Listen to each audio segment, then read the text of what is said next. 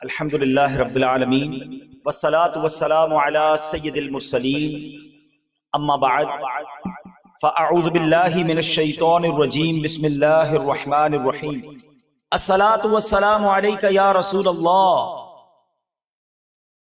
وعلی آلک واصحابک یا حبیب اللہ الصلاة والسلام علیک یا نبی اللہ وعلی آلک واصحابک یا نور اللہ۔ درود پاک پڑھنے کے بے شمار فضائل و برکات ہیں۔ بڑا ہی خوبصورت ایمان افروز واقعہ حضرت ابو فضل قومسانی رحمت اللہ تعالی بہت بڑے عاشق رسول اور نیک انسان تھے۔ ایک مرتبہ خراسان سے ایک عاشق رسول آپ کے پاس آیا اور آ کر کہنے لگا کہ الحمدللہ میں مسجد نبوی میں سویا ہوا تھا اور مجھ پر کرم ہو گیا، عرش پر جانے والے، جنت کی سیر فرمانے والے، رب کے محبوب صلی اللہ تعالی علیہ وسلم میرے خواب میں تشریف لائے۔ آپ علیہ الصلوۃ والسلام کے مبارک ہونٹوں کو جنبش ہونے لگی اور نبی پاک علیہ الصلوۃ والسلام کے مبارک لبوں سے رحمت کے پھول جھڑنے لگے۔ آپ علیہ الصلوۃ والسلام نے فرمایا کہ جب تو حمدان شہر جائے تو ابو فضل قومسانی کو میرا سلام کہنا۔ میں نے عرض کی یا رسول اللہ صلی اللہ تعالی علیہ وسلم ان پر اس کرم کی کیا وجہ ہے؟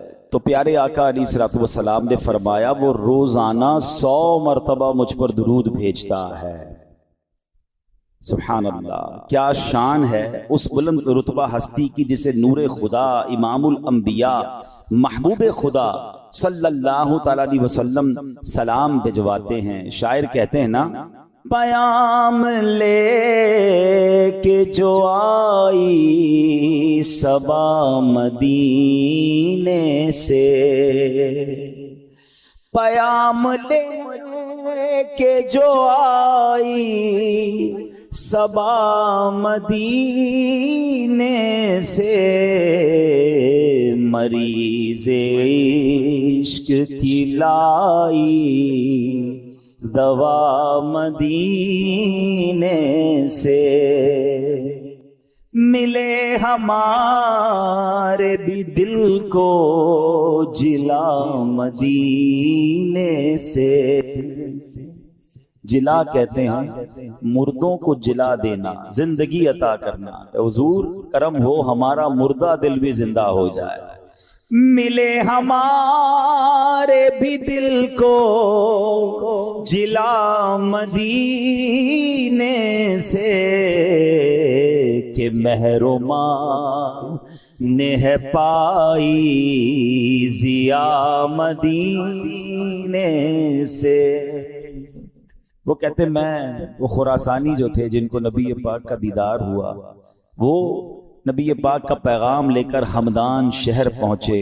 حضرت ابو فضل قومسانی رحمت اللہ تعالی کو نبی پاک کا سلام پہنچایا اور کہا حضور یہ تو بتا دیں وہ کون سا درود ہے جو آپ 100 مرتبہ روزانہ پڑھتے ہیں؟ تو حضرت قومسانی رحمت اللہ تعالی نے جو درود پاک بتایا وہ درود پاک یہ ہے۔ ایسا کرتے ہیں، مل کر پڑھ لیتے ہیں انشاءاللہ۔ اللہم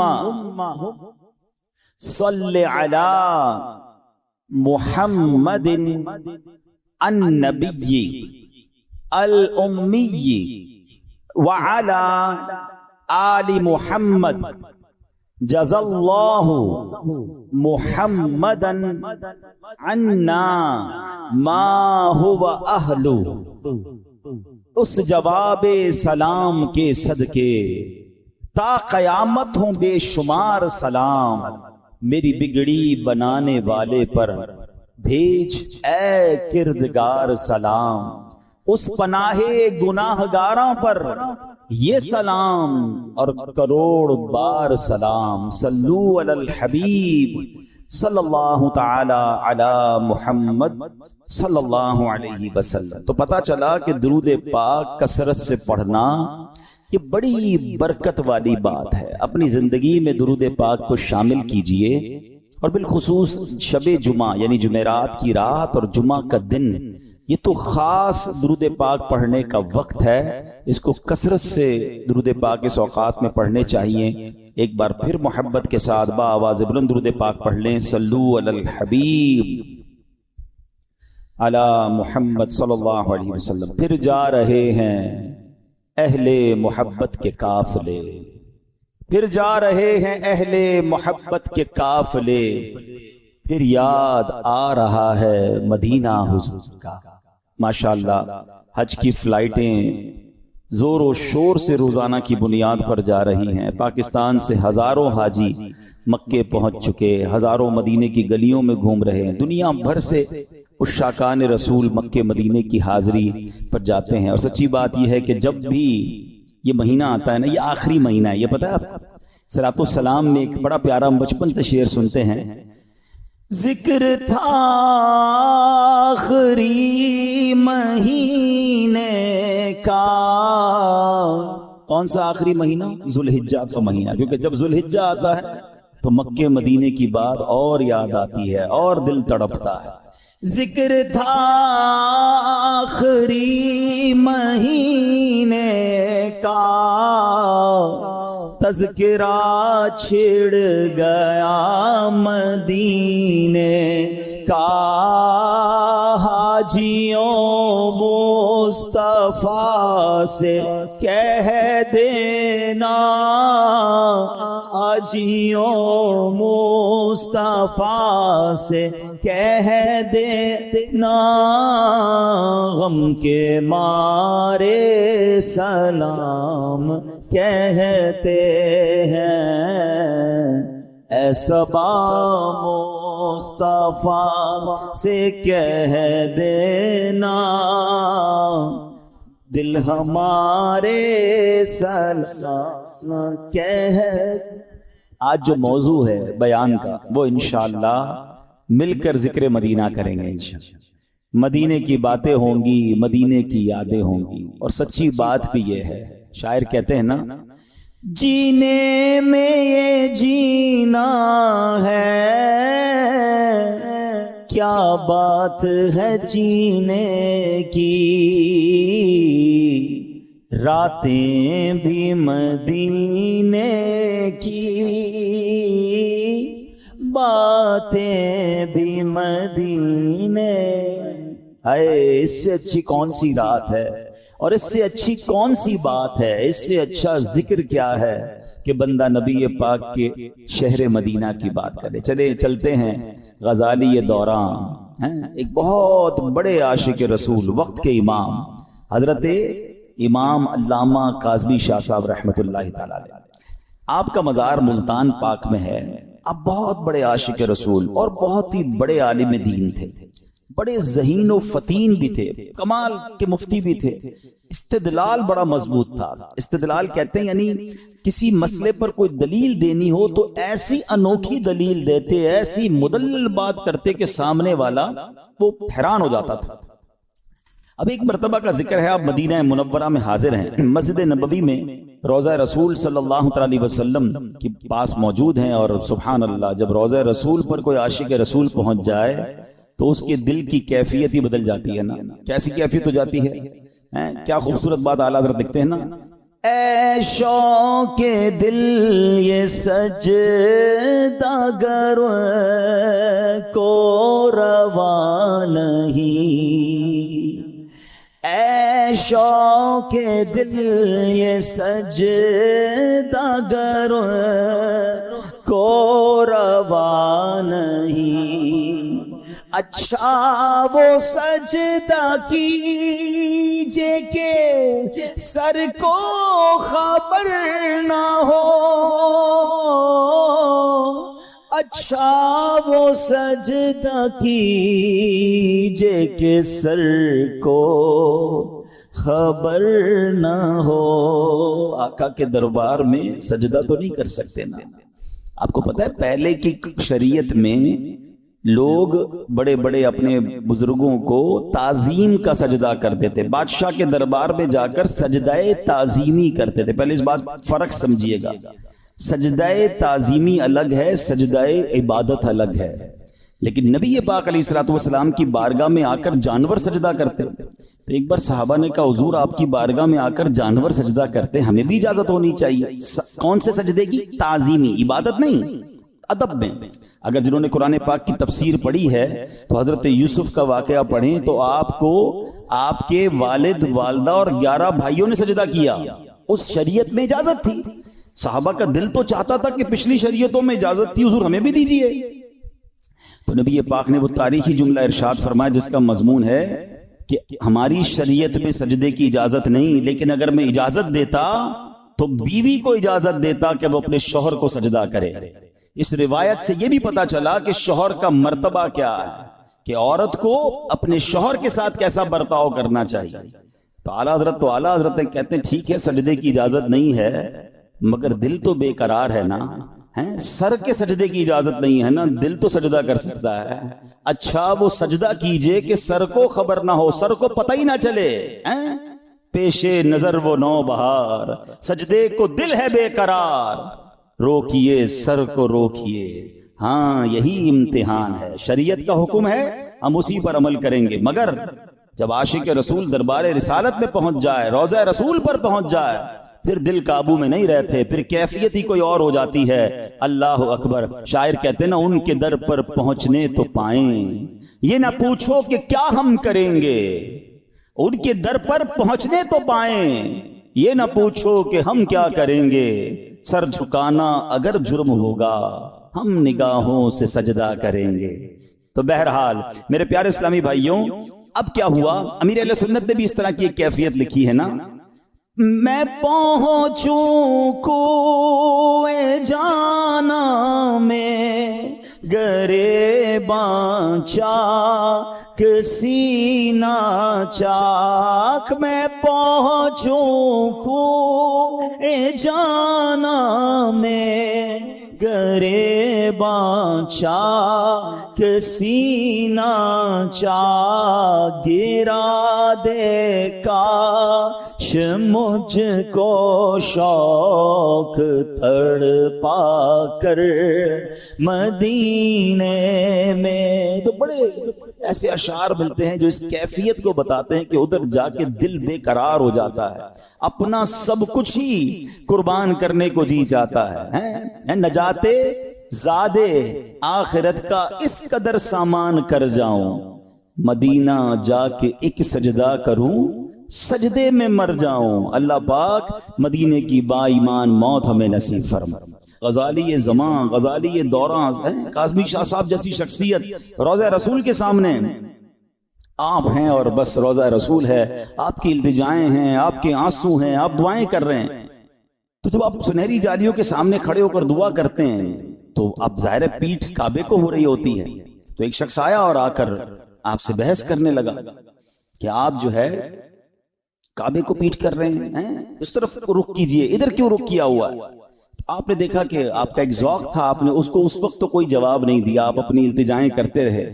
اب دوسرے دن وہ کچھ اور لوگوں کو بھی لے کر آ گیا اور حضرت سے بحث شروع ہو گئی کہ آپ جو ہے وہ اس طرف رخ کر کے جو ہے وہ دعائیں کر رہے تھے، تو کیا قبر رسول کو آپ کعبے سے بھی افضل سمجھتے ہیں؟ حضرت غزالی دوران سے سوال ہوتا ہے کہ کیا قبر رسول کو آپ کعبے سے بھی افضل سمجھتے ہیں؟ غزالی زمان کا علمی کلام دیکھیے، آپ نے فرمایا تم کعبے کی بات کرتے ہو، میں تو اس جگہ کو عرش سے بھی افضل مانتا ہوں. اب تو وہ لوگ اور سٹ پٹا گئے کہ یہ کیسی بات کر دی، سبحان اللہ. تو آپ نے کہا چلو میں قرآن سے ثابت کرتا ہوں. وہ وقت کے امام مفتی دوران غزالی دوران، آپ نے کہا میں قرآن سے ثابت کرتا ہوں. آپ نے فرمایا یہ بتاؤ کہ حضرت عیسیٰ علیہ السلام اللہ کے شکر گزار بندے ہیں؟ کہ بالکل شکر گزار بندے ہیں. کہ اللہ نے قرآن میں کیا فرمایا؟ لَإِن شَكَرْتُمْ لَأَزِيدَنَّكُمْ، تم میرا شکر ادا کرو میں تمہیں اور عطا کروں. کہ ٹھیک ہے. کہ حضرت عیسیٰ علیہ السلام اس وقت کہاں ہیں؟ نبی پاک علیہ السلام جب معراج کو تشریف لے گئے تھے تو حضرت عیسیٰ سے ملاقات ہوئی، آپ چوتھے آسمان پر جلوہ فرما ہیں. یقیناً آپ وہاں بھی، وہ تو حیات ہے نا، آئیں گے بھی، قیامت سے پہلے تشریف لائیں گے، وہاں بھی اللہ کا شکر ادا کر رہے ہیں. شکر ادا کرنے کے بعد اللہ بلند مقام عطا فرماتا ہے نا. تو بلند مقام ان کو کیا ملے گا کہ قیامت سے پہلے وہ زمین پر تشریف لائیں گے، دنیا میں وقت گزاریں گے اور نبی پاک کی قبر منور کے برابر میں حضرت عیسیٰ کی تدفین ہوگی۔ اس کا مطلب یہ ہوا کہ چوتھے آسمان کے بعد ان کو پانچویں پر نہیں، چھٹے پر نہیں، بلکہ بلندی کیا عطا کی جا رہی ہے کہ اس سے بھی مبارک مقام یعنی نبی پاک کے روضے کے برابر میں جگہ عطا فرمائی جا رہی ہے۔ کیا دلیل لائے کہ فرمائے یہ مقام اتنا بلند ہے کہ جو چوتھے آسمان پر اللہ کا شکر ادا کر رہے ہیں ان کو یہ انعام دیا جائے گا اس شکر گزاری کا، لَإِن شَكَرْتُمْ لَأَزِيدَنَّكُمْ، تم میرا شکر ادا کرو میں تمہیں اور عطا کروں گا۔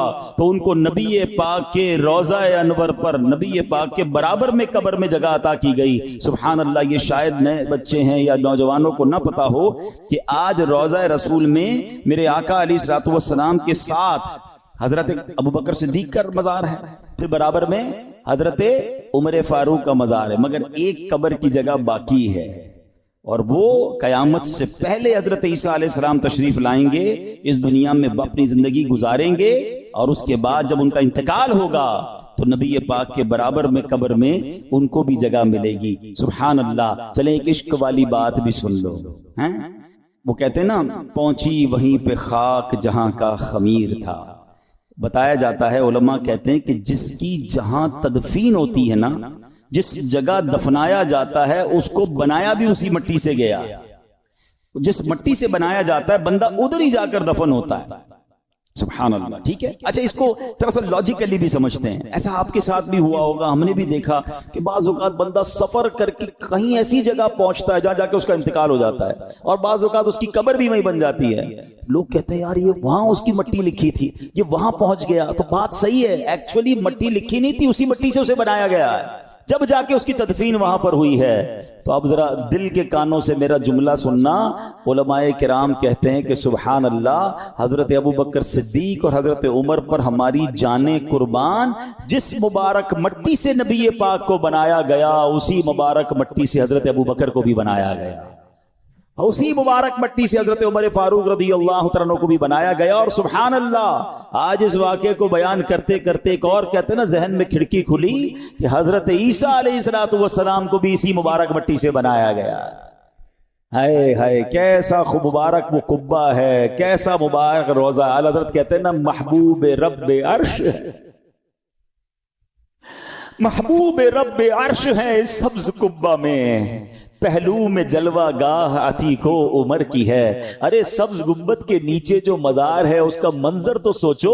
اعلیٰ حضرت کہتے ہیں جو سبز قبہ ہے نا، یہ سبز گنبد کے اندر کون ہے؟ محبوب رب عرش ہے اس سبز قبہ میں، اور ان کے پہلو میں کون ہے؟ پہلو میں جلوہ گاہ عتیق و عمر کی ہے۔ عتیق حضرت ابوبکر صدیق کا لقب تھا۔ اللہ اکبر۔ اب سنو، غزالی دورہ نے جب یہ دلیل پیش کر دی تو سبحان اللہ، وہاں تمام لوگ جو تھے وہ حیران ہو گئے کہ واقعی اس مقام کا مرتبہ کتنا عرفہ اور کتنا اعلیٰ ہے۔ جبھی تو امیر اہل سنت اپنے نعتیہ کلام میں لکھتے ہیں نا، عرش اولا سے اعلیٰ میٹھے نبی کا روضہ ہے، ہر مکان سے بالا میٹھے نبی کا روضہ، مکے سے اس لیے بھی افضل ہوا مدینہ، کیوں؟ اس سے میں اس کے آیا میٹھے نبی کا روضہ، اور کعبے کی عظمتوں کا منکر نہیں ہو، لیکن ہے کعبے کا بھی کعبہ میٹھے۔ اچھا، یہاں تھوڑی سی کنفیوژن ہو جاتی ہے لوگوں کو جب اس طرح کی بات آتی ہے کہ مدینہ یا روضہ رسول مکے سے بھی افضل ہے۔ تو چلیں آج ذرا تسلی سے یہ فلسفہ کیا ہے، یہ وجہ کیا ہے، اس کو سمجھ لیں۔ مکہ افضل ہے یا مدینہ؟ ٹھیک ہے، اس بارے میں علماء کرام نے بہت علمی بحث کی ہے۔ آخر میں ان علمی ابحاث کا، ان تمام ڈیبیٹس کا جو نتیجہ نکلا ہے وہ کیا ہے کہ پیارے آقا مکی مدنی مصطفیٰ صلی اللہ تعالی علیہ وسلم کی قبر مبارک، تربت مبارک کا وہ حصہ کہ جو آپ علیہ الصلوۃ والسلام کے جسم انور سے ملا ہوا ہے، جس حصے کو نبی پاک کا جسم اقدس ٹچ کر رہا ہے، ایگزیکٹلی قبر مبارک کا وہ حصہ کعبہ شریف بلکہ عرش اعظم سے بھی افضل ہے۔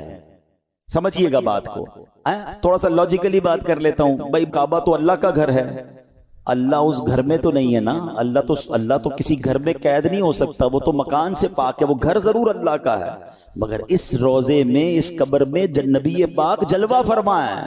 لاجیکلی بھی بات سمجھ لو کہ پیارے آقا موجود ہے نا، اور جس حصے سے نبی پاک کا جسم اثر ٹچ ہو رہا ہے وہ صرف کعبے سے نہیں، کیونکہ عرش اعظم بھی یقیناً رب کا عرش ہے، مگر رب وہاں گھر تو نہیں ہے نا اللہ کا، اللہ تو مکان سے پاک ہے، بات سمجھ آ رہی ہے؟ تو اس لیے وہ عرش سے بھی افضل ہے۔ ہاں لیکن وہ خاص جگہ جہاں کعبہ شریف ہے، کعبہ شریف جس جگہ پر ہے وہ جگہ نبی پاک کی قبر کے علاوہ باقی جتنا شہر مدینہ ہے سب اس سے افضل کعبہ ہے، یعنی شہر مدینہ قبر انور کے علاوہ جو ہے اس سے افضل کعبہ مشرفہ ہے۔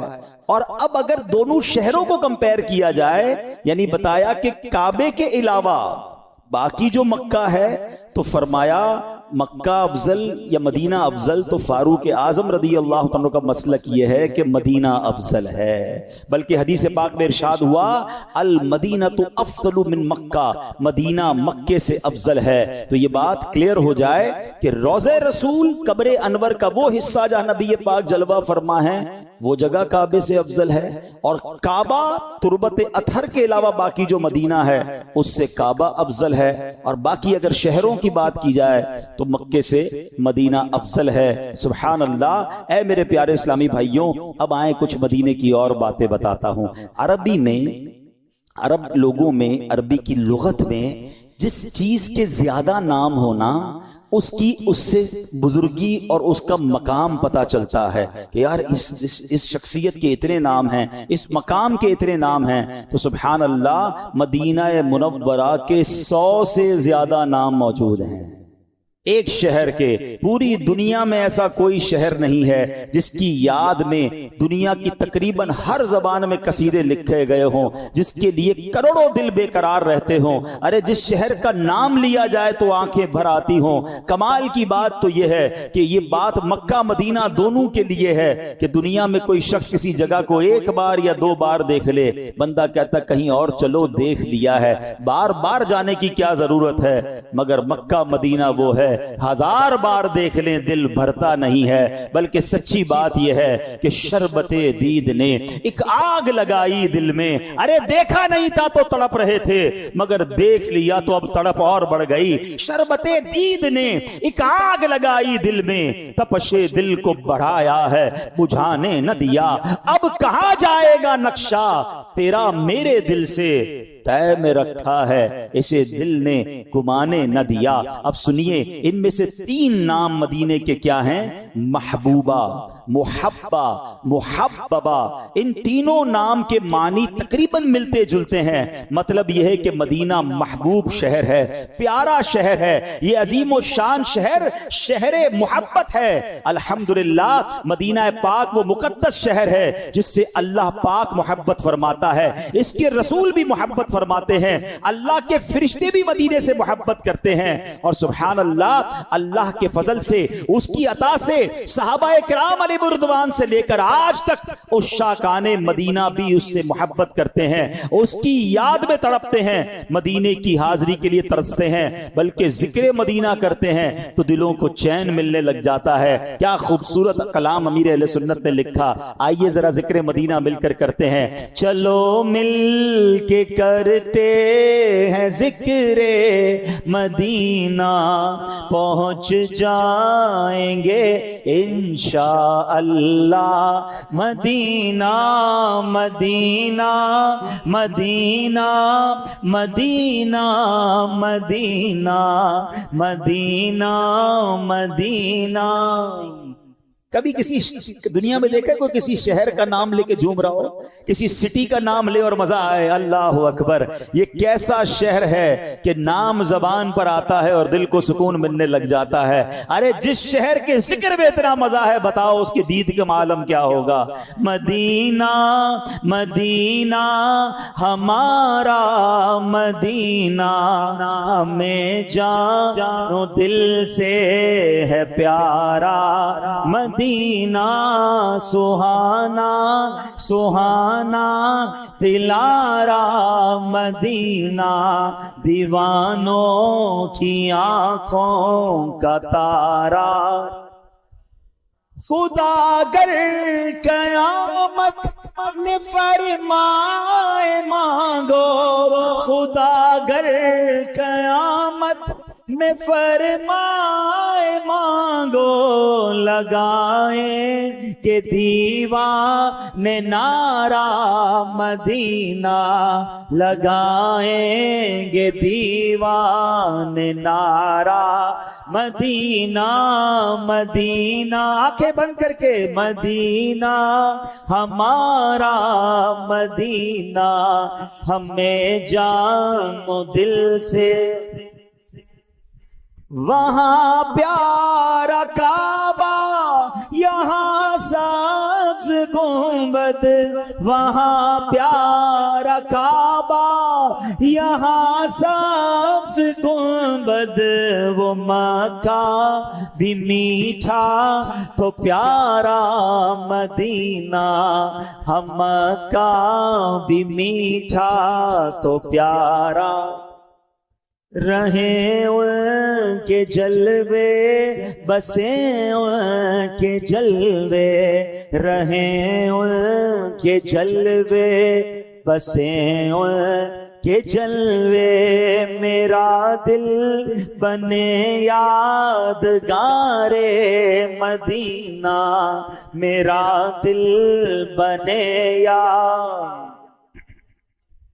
میری خاک یا رب نہ برباد جائے، میری خاک یا رب نہ برباد جائے، پسے مرگ کر دے غبار مدینہ، پسے مرگ کر دے غبار مدینہ، مدینہ مدینہ ہمارا مدینہ، ہمیں جان و دل سے۔